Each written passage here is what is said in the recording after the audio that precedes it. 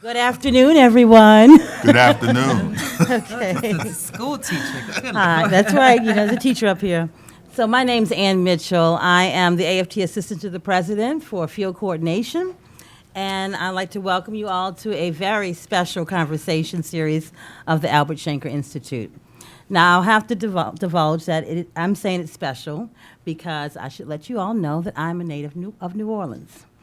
And I come from a big, huge, right, Larry, Catholic family, very socially and politically active.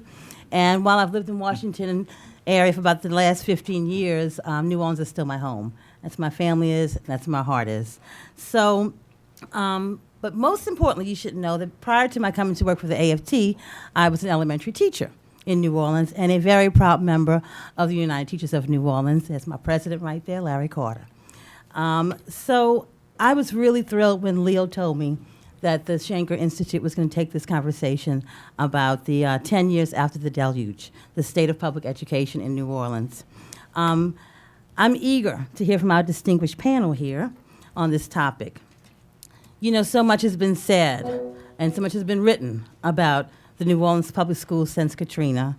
The words miracle, transformational, and success are used as often as myth, disaster, and failure. So it's my hope that this conversation leads us to a greater understanding of the effects Hurricane Katrina has had on the New Orleans public school system.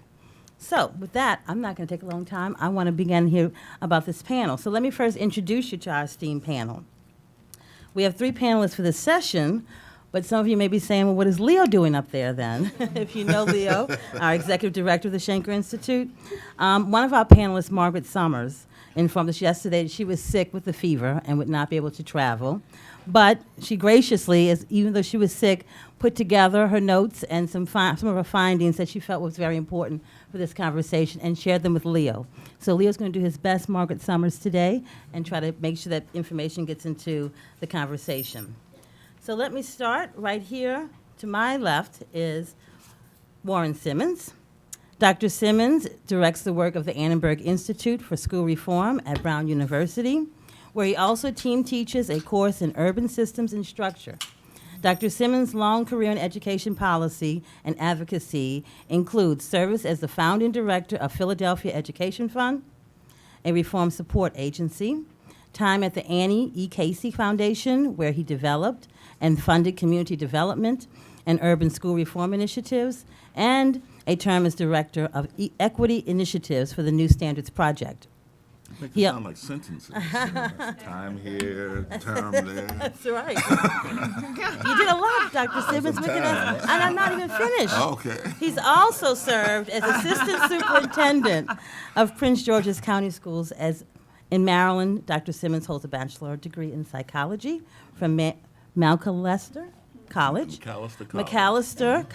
and a PhD in psychology from Cornell University.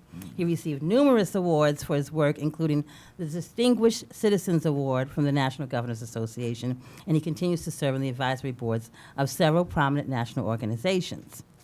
We also have with us Tracy L Washington. Tracy is a native New Orleanian and therefore my homegirl. And I know Tracy for many years. We were joking how we share a best friend. So, Tracy, we're happy that you're here.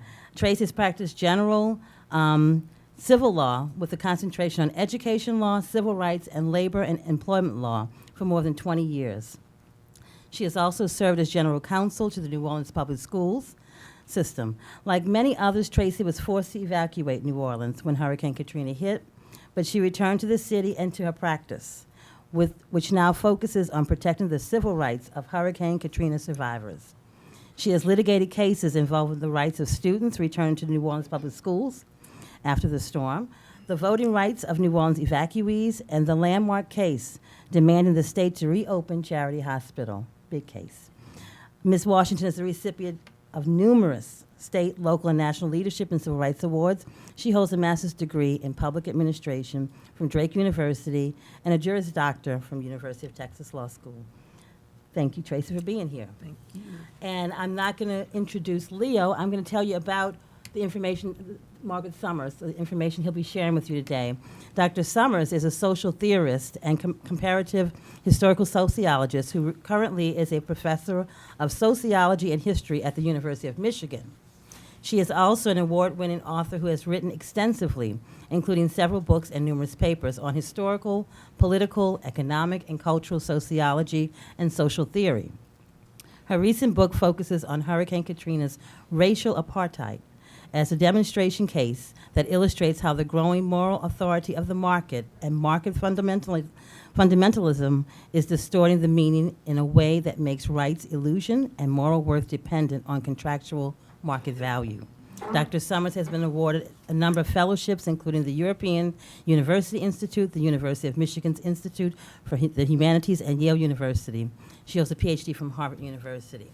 So now that you know who you're going to be hearing from, what we'd like to do is we're going to take a few minutes and let each person sort of give their overview. You know, we're going to be able to hear from the ground of what's happening in New Orleans as we speak, since Tracy is working with that every day. We'll hear from Dr. Simmons on a lot of the civil rights issues, the community issues, and of course, Dr. Summers, we're going to talk about these market forces. So what we're going to do is I'm going to just introduce the panel in a certain order. We'll go through that, and then we'll open it up for conversation. How are you? Good to see you. Okay, so Tracy, let's start with you, please. Okay.